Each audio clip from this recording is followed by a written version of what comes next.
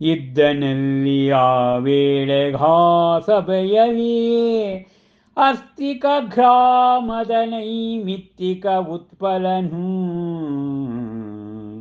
ಕಂಡೊಡನೆ ಆ ಮಹಾವೀರ ಮುನಿಯನು ಮೇಲೆದ್ದು ವಂದಿಸುತ್ತವನ ಚರಣ ಕಮಲಕ್ಕೆ ಇಂತೆಂದನು ಭಟರಿಗೆ, ಸೈನಿಕರೇ, ಘೋರ ಅಪರಾಧವನೆಸಗಿಹಿರಿ ನೀವು, ಬಂಧಿಸಿ ಆ ಮಹಾತ್ಮರನು ತಿಳಿದಿಹಿರಿ ನೀವು.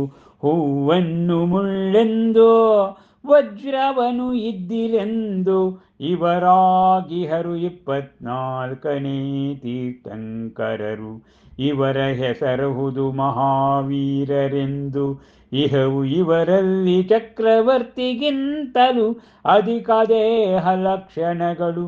ಅದರರಿತಿಲ್ಲ ನೀವದನು ಅರಿಯದಂತೆ ಇರುಳು ಸೂರ್ಯ ಸಾನ್ನಿಧ್ಯವನು. ಒಡನೆ ಸೋಂಕಿದಂತಾಗಿ ಸಿಡಿಲು ದೊರೆಗೆ ಮುಕ್ತಗೊಳಿಸಿ ಅವರೀರ್ವರನು ವಂದಿಸಿ ಆ ಮಹಾವೀರ ಋಷಿಯ ಪವಿತ್ರ ಪದ ಮೂಲದಲ್ಲಿ ಯಾಚಿಸಿದನು ಕ್ಷಮೆಯ.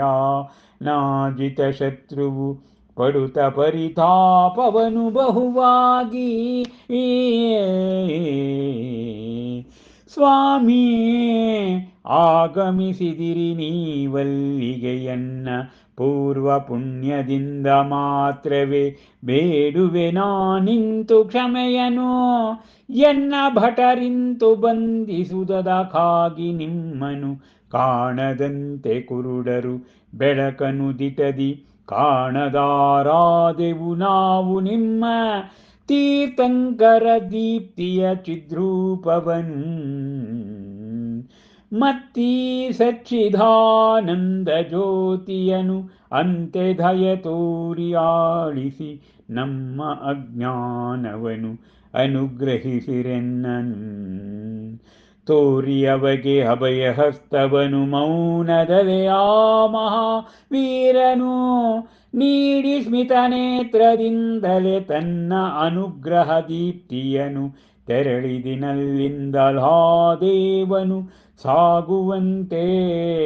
ಸಮೀರವು ಮುಂದುವರಿದು ಹೊತ್ತು ಸುಮಗಂಧವನು. ಹಾ ಮಹಾರಾಜನ ಬಳಿಗೆ ಮಹಾವೀರ ಮತ್ತು ಆ ಗೋಶಾಲಕನನ್ನು ಕರೆತರೆ ಆಗ ಅಲ್ಲಿ ಆ ಸಭೆಯಲ್ಲಿ ಆಸ್ತಿಕ ಗ್ರಾಮದ ನೈಮಿತ್ತಿಕ ಉತ್ಪಲ ಆ ಮಹಾವೀರ ಮುನಿಯನ್ನು ಕಂಡ ತಕ್ಷಣ ಹೋಗಿ ಅವರಿಗೆ ಸಾಷ್ಟಾಂಗವನ್ನು ಎರಗಿ ಅವರ ಚರಣಕಮಲಗಳಿಗೆ ನಮಸ್ಕಾರ ಮಾಡಿ ಭಟರಿಗೆ ಹೇಳ್ತಾನಂತೆ, ಸೈನಿಕರೇ, ಎಂಥ ಘೋರ ಅಪರಾಧವನ್ನು ಮಾಡಿಬಿಟ್ರಿ. ಈ ಮಹಾತ್ಮರನ್ನ ತಿಳಿದೇ ನೀವು ಹಿಂಸೆ ಕೊಟ್ಬಿಟ್ರಿ. ಹೂವನ್ನು ಮುಳ್ಳೆ ಅಂತ ತಿಳ್ಕೊಂಡ್ರಿ, ವಜ್ರವನ್ನು ಇದ್ದಿಲು ಅಂತ ತಿಳ್ಕೊಂಡ್ರಿ. ಇವ್ರು ಯಾರು ಅಂದ್ಕೊಂಡಿದ್ರಿ? ಈಗ 24ನೇ ತೀರ್ಥಂಕರರು, ವರ್ತಮಾನ ಕಾಲದ. ಇವರ ಹೆಸರು ಮಹಾವೀರ. ನೋಡಿ, ಅವರಲ್ಲಿ ಚಕ್ರವರ್ತಿಗಿಂತಲೂ ಅಧಿಕ ದೇಹ ಲಕ್ಷಣಗಳು ಅವರಲ್ಲಿದೆ. ಆದ್ದರಿಂದ ನೀವು ಅವರನ್ನು ഇരുಳು ಕತ್ತಲಿಗೆ ಗೊತ್ತು ಸೂರ್ಯನ ಸಾನ್ನಿಧ್ಯ ಹಾಗಾಯಿತು. ಆದ್ದರಿಂದ ಅದನ್ನು ನೋಡಿದಕ್ಕೆ, ಅದನ್ನು ಕೇಳಿದ ತಕ್ಷಣ ದೊರೆಗೆ ಸಿಡಿಲು ಬಡಿದ ಹಾಗಾಯಿತು. ಅವರಿಬ್ಬರಿಗೆ ನಮಸ್ಕಾರ ಮಾಡ್ತಾನೆ. ಆ ಮಹಾವೀರ ಮುನಿಯ ಆ ಪಾದಕಮಲಗಳಿಗೆ ಆ ಜಿತಶತ್ರು ರಾಜ್ಯದ ಪರವಾಗಿ ಕ್ಷಮೆಯನ್ನು ಕೇಳ್ತಾರಂತೆ. ಆಗ, ಸ್ವಾಮಿ, ನಮ್ಮ ಪೂರ್ವ ಪುಣ್ಯದಿಂದ ನೀವಿಲ್ಲಿ ಆಗಮಿಸಿದಿರಿ. ನಮ್ಮ ಭಟರ ಕೈಂಕರ್ಯಕ್ಕೆ, ಅವರು ಮಾಡಿದ ಕೆಲಸಕ್ಕೆ ನಾನು ನಿಮ್ಮನ್ನು ಕ್ಷಮೆ ಯಾಚಿಸ್ತೀನಿ.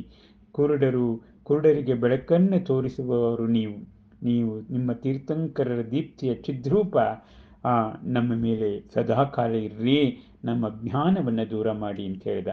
ಅವರಿಗೆ ಅವರ ಆಶೀರ್ವಾದ ಕೇಳಿದಾಗ ಅಭಯಹಸ್ತವನ್ನು ತೋರಿಸಿ ಮಹಾವೀರ ಮುನಿ ಸ್ಮಿತ ನೇತ್ರದಿಂದ ನಗುಗಣ್ಣಿನಿಂದ ಅನುಗ್ರಹವನ್ನು ಮಾಡಿದ್ರಂತೆ.